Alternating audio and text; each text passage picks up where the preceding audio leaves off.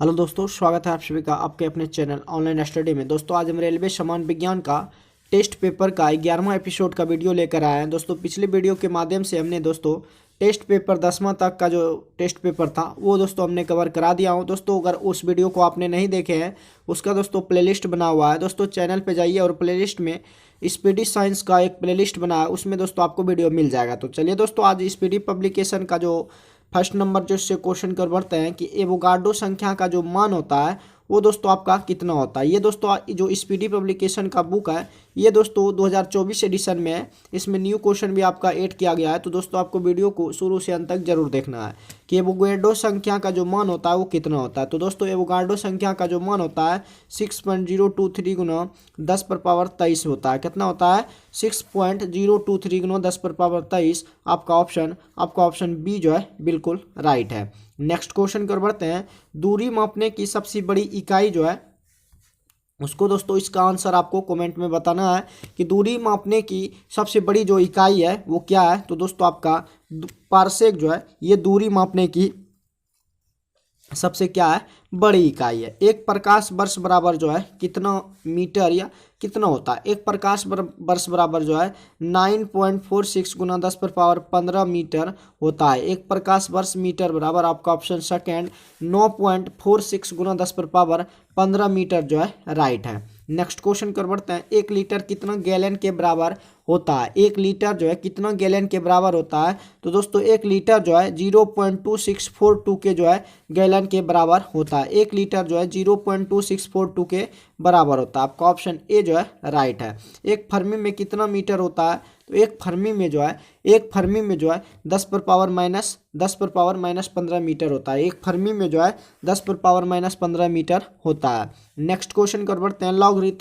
Logarithm के जो आविष्कारक है उसका क्या नाम है? तो लॉगरिथम के आविष्कारक का नाम जो है जॉन नेपियर है। क्या है? लॉगरिथम के आविष्कारक जो है जॉन नेपियर आपका राइट है। नेक्स्ट क्वेश्चन कर बढ़ते हैं। क्वांटम सिद्धांत के जो प्रतिपादक थे कौन थे? क्वांटम सिद्धांत के प्रतिपादक जो है मैक्स प्लैंक कहलाते हैं। क्वांटम सिद्धांत के प्रतिपादक जो है मैक्स प्लैंक आपका राइट है। वायुमंडल की आर्द्रता को मापने वाला जो यंत्र है उस यंत्र का क्या नाम है? तो वायुमंडल की आर्द्रता को मापने वाला यंत्र जो है दोस्तों आपका हाइग्रोमीटर है। वायुमंडल की आर्द्रता को मापने वाला यंत्र जो है आपका हाइग्रोमीटर है। एक एंगस्ट्रम जो है कितना मीटर के बराबर होता है? तो एक एंगस्ट्रम जो है 10 पर पावर माइनस 10 मीटर के बराबर होता है। दोस्तों इसको माइनस ऐसे नहीं पढ़ा जाता लेकिन बोल देते हैं। ये दोस्तों आपका इनवर्स है। 10 पर पावर 10 इनवर्स जो है ये दोस्तों एक एंगस्ट्रम बराबर होता है। आपका ऑप्शन ए जो है बिल्कुल राइट है।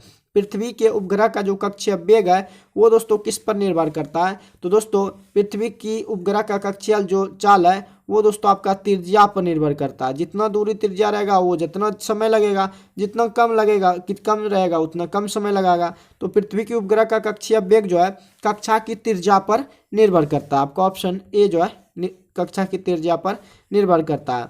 घड़ी जो होता है, घड़ी की चाबी में जो संचित ऊर्जा है वो आपका कौन सी ऊर्जा है? तो आपका अस्थितित ऊर्जा है। घड़ी की चाबी में जो संचित ऊर्जा है वो दोस्तों आपका अस्थितित ऊर्जा है। नेक्स्ट क्वेश्चन कर बढ़ते हैं। यदि किसी पिंड का संवेग अगर 50% बढ़ा दिया जाए तो गतिज ऊर्जा का जो मान है 125% जो है बढ़ जाएगा। यदि किसी पिंड का अगर संवेग जो है 50% जो है बढ़ा दिया जाता है तो जो गतिज ऊर्जा में जो है कितना प्रतिशत कम है? जैसे कि गतिज ऊर्जा हाफ mv² होता है तो दोस्तों इसमें जो संवेग में 50% का बढ़ा दिया जाए, जैसे कि 50% प्लस 50%, उसके बाद दोस्तों आपका 50 गुना 50 करेंगे तो 2500 बटे 100, 0 से 0 कटाएंगे तो 2 से 0 कट गया, 50 50 100 हो जाएगा। 100 प्लस 25 जोड़ेंगे तो कितना हो जाएगा? आपका 125% जो है किसमें? जैसे कि द्रव्यमान गुना वेग संवेग होता है। संवेग बराबर आपका क्या होता है? द्रव्यमान गुना वेग होता है। तो दोस्तों संवेग बराबर द्रव्यमान गुना वेग तो mv² में होता ही है। द्रव्यमान गुना वेग यानी कि द्रव्यमान गुना वेग क्या? mv, यानी कि mv में अगर 50% की वृद्धि हो जाए तो गतिज ऊर्जा यानी कि जो हो जाएगा गतिज ऊर्जा में 125% क्या हो जाएगा? बढ़ जाएगा। आपका ऑप्शन सी जो है बिल्कुल राइट है। अनुदैर्ध्य तरंग उत्पन्न हो सकती है। अनुदैर्ध्य तरंग जो है उत्पन्न हो सकती है सभी माध्यम में, ठोस द्रव गैस तीनों माध्यम में जो है आपका जो है अनुदैर्ध्य तरंग उत्पन्न हो सकती है। नेक्स्ट क्वेश्चन कर बढ़ते हैं। किस माध्यम में अनुप्रस्थ तरंग उत्पन्न जो है नहीं हो सकता? तो हवा में जो है अनुप्रस्थ तरंग जो है उत्पन्न नहीं हो सकता है। हवा में जो है अनुप्रस्थ तरंग आपका उत्पन्न नहीं हो सकता। आपका ऑप्शन सी जो है ये दोस्तों आपका राइट है। अगले क्वेश्चन को बढ़ते हैं। प्रतिबल और विकृति का अनुपात क्या कहलाता है? आपका प्रतिबल और विकृति का अनुपात जो है ये आपका प्रत्यस्तता गुणांक कहलाता है। प्रतिबल और विकृति का अनुपात जो है प्रत्यस्तता गुणांक कहलाता है। प्रतिबल और विकृति का अनुपात जो है ये आपका प्रत्यस्तता गुणांक कहलाता है। आपका ऑप्शन ए जो है राइट है। पनडुब्बी आधारित है किस पर? तो पनडुब्बी जो है ये आपका आर्किमिडीज के सिद्धांत पर आधारित है। पनडुब्बी जो है आर्किमिडीज के सिद्धांत पर आधारित है। पनडुब्बी जो है आर्किमिडीज के सिद्धांत पर आधारित है। अगले क्वेश्चन को बढ़ते हैं। समुद्र में तैरना नदी की अपेक्षा आसान होता है, क्यों? समुद्र में तैरना नदी की अपेक्षा आसान इसलिए होता है कि समुद्र के पानी का घनत्व जो है नदी के पानी के घनत्व से क्या होता है? अधिक होता है। इसलिए समुद्र में तैरना नदी की अपेक्षा क्या होता है? आसान होता है, क्योंकि समुद्र के पानी का घनत्व नदी के पानी से क्या होता है? घनत्व से अधिक होता है। नेक्स्ट क्वेश्चन कर बढ़ते हैं। तरंग अपश्रव्य कही जाती है जब उसकी आवृत्ति कितना हो? तरंग जो है अपश्रव्य कही जाती है जब उसकी आवृत्ति जो है 20 हर्ट्ज से कम हो, तब तरंग जो है अपश्रव्य तरंग कही जाती है। 20 हर्ट्ज से कम तरंग वाली तरंगों को अपश्रव्य तरंगे जो है कहते हैं। नेक्स्ट क्वेश्चन को बढ़ते हैं। अगला जो क्वेश्चन है, यदि तरंग की लंबाई का मान आधा कर दिया जाए तो ध्वनि का वेग कितना होगा? यदि तरंग की लंबाई का मान जो है आधा कर दिया जाए तो ध्वनि का वेग जो है आधा हो जाएगा। यदि तरंग की लंबाई का मान आधा कर दिया जाए तो ध्वनि का वेग जो है आधा हो जाएगा। आपका ऑप्शन ए जो है राइट है। नेक्स्ट क्वेश्चन को बढ़ते हैं। ध्वनि तरंगे जो है ये कैसी तरंग है? ध्वनि तरंगे जो दोस्तों वो आपका अनुदैर्घ्य तरंग है। ध्वनि तरंगे कैसी तरंग है? अनुदैर्घ्य तरंग है। नेक्स्ट क्वेश्चन को बढ़ते हैं। गोलीय दर्पण की जो फोकस दूरी है उनकी वक्रता त्रिज्या की क्या होती है? तो दोस्तों फोकस बराबर होता है r/2, यानी कि वक्रता त्रिज्या की क्या होती है? वक्रता त्रिज्या की आधी होती है। आपका ऑप्शन कि गोलीय दर्पण की जो फोकस दूरी होता है त्रिज्या की क्या होती है? आधी होती है। आपका ऑप्शन आधी ऑप्शन राइट है। उत्तल दर्पण द्वारा जो प्रतिबिंब होता है वो काल्पनिक होता है और सीधा होता है। उत्तल दर्पण द्वारा जो बना प्रतिबिंब होता है वो आपका काल्पनिक और सीधा होता है। उत्तल दर्पण द्वारा बना प्रतिबिंब कैसा होता है? काल्पनिक होता है और सीधा होता है। प्रकाश तरंग उदाहरण है किसका? तो दोस्तों प्रकाश तरंग जो है विद्युत चुम्बकीय अनुप्रस्थ तरंग का क्या है? उदाहरण है। आपका जो प्रकाश तरंग है विद्युत चुम्बकीय अनुप्रस्थ तरंग का क्या है? उदाहरण है। दोस्तों अगर वीडियो पसंद आए तो वीडियो को आप लोग लाइक शेयर जरूर कीजिएगा। फोटोग्राफिक कैमरे का जो अभिदृश्यक लेंस होता है किस लेंस का बना होता है? तो फोटोग्राफिक कैमरे का अभिदृश्यक जो है उत्तल लेंस का बना होता है। फोटोग्राफिक कैमरे का अभिदृश्यक लेंस जो है उत्तल लेंस का बना होता है। ई बराबर एम सी स्क्वायर को प्रतिपादित किया था किसने? ई बराबर एम सी स्क्वायर को प्रतिपादित किया था आइंस्टीन ने। ई बराबर एम सी स्क्वायर को प्रतिपादित किया था किसने? आइंस्टीन ने किया था। नेक्स्ट क्वेश्चन कर बढ़ते हैं। थोरियम का नाभिक को बदला जा सकता है। थोरियम का नाभिक को जो है प्लूटोनियम में बदला जा सकता है। थोरियम का नाभिक को प्लूटोनियम में जो है बदला जा सकता है। आपका ऑप्शन बी जो है राइट है। फ्यूज के पदार्थ का क्या होना चाहिए? फ्यूज के पदार्थ का जो है निम्न गलनांक हो चाहिए, ताकि जो है उच्च वोल्टता आए तो वो निम्न गलनांक के कारण फ्यूज का तार क्या हो जाए? गल जाए, जिससे कि जो आपका उपकरण लगाओ वो आपका सही सलामत रहे। इसीलिए फ्यूज का प्रतिरोध का निम्न गलनांक जो है होना चाहिए। उच्च प्रतिरोध होना चाहिए लेकिन निम्न गलनांक भी होना चाहिए। नेक्स्ट क्वेश्चन कर बढ़ते हैं।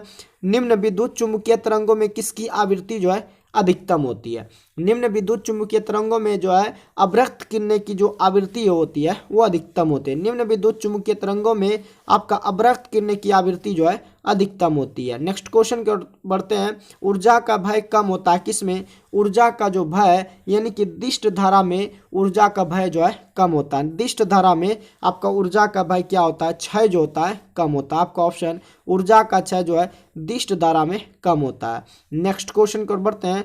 ट्रांसफार्मर किस सिद्धांत पर आधारित है? तो ट्रांसफार्मर जो आपका ये चुंबकीय प्रेरण के सिद्धांत पर आधारित है। ट्रांसफार्मर जो है चुंबकीय प्रेरण के सिद्धांत पर आधारित है। अगले क्वेश्चन को बढ़ते हैं। घरेलू प्रकाश के लिए प्रयुक्त लैंप जो है किस क्रम में जोड़े जाते हैं। तो घरेलू प्रकाश के लिए प्रयुक्त लैंप जो है ये आपका समांतर क्रम में जोड़े जाते हैं। घरेलू प्रकाश के लिए जो प्रयुक्त लैंप होता है वो दोस्तों आपका समांतर क्रम में जो है आपका जोड़ा जाता है। नेक्स्ट क्वेश्चन की ओर बढ़ते हैं। ऊष्मा किस प्रक्रिया से सर्वाधिक तीव्र गति से जो है स्थानांतरित होती है? ऊष्मा जो है किस प्रक्रिया से सर्वाधिक तीव्र गति से स्थानांतरित होती है? तो आपका विकिरण जो है विकिरण की गति से जो है ऊष्मा जो है तीव्र गति से स्थानांतरित होती है। न्यूनतम संभवतः जो मान है वो आपका -273 डिग्री सेल्सियस जो है न्यूनतम संभवतः ताप है। न्यूनतम संभवतः जो ताप है -273 डिग्री सेल्सियस है। यदि वायुमंडल ना होती तो दिन की अवधि जो होती क्या होती? यदि दोस्तों वायुमंडल ना होती तो दिन की अवधि क्या होती? कम होती। यदि वायुमंडल ना होती तो दिन की अवधि भी क्या होती? कम होती है। नेक्स्ट क्वेश्चन की ओर बढ़ते हैं। सूर्य ग्रहण के समय सूर्य का कौन सा भाग जो दिखाई देता है? तो दोस्तों उस भाग का नाम जो है कोरोना है। सूर्य ग्रहण के समय सूर्य का जो है कोरोना वाला भाग जो है दिखाई देता है। अगले क्वेश्चन की ओर बढ़ते हैं। सूर्य के प्रकाश का आंतरिक परिवर्तन हो सकता है। सूर्य के प्रकाश का आंतरिक परिवर्तन हो सकता है यदि प्रकाश कहां से कहां पे जाए? वायु में जाए। सूर्य के प्रकाश का आंतरिक परिवर्तन हो सकता है यदि प्रकाश जो है कहां से? वायु में जाए। सूर्य के प्रकाश का आंतरिक परिवर्तन हो सकता है यदि प्रकाश क्या हो? कहां से? वायु में जाए। तो आपका ऑप्शन सी ऑप्शन जो है बिल्कुल राइट है। तो दोस्तों टेस्ट पेपर का 11वां एपिसोड का दोस्तों ये रेलवे समान विज्ञान का साइंस का जो है वीडियो समाप्त होता है। अगर वीडियो आपको हेल्पफुल लगे तो वीडियो को आप लोग लाइक शेयर जरूर कीजिएगा। चैनल पर पहली बार जुड़े हैं तो चैनल को भी आप लोगों को सब्सक्राइब दबाना है और बेल आइकन को भी दोस्तों प्रेस करना है। तो दोस्तों आज के लिए इतना ही रहने देते हैं। मिलते हैं नेक्स्ट वीडियो में। जय हिंद दोस्तों।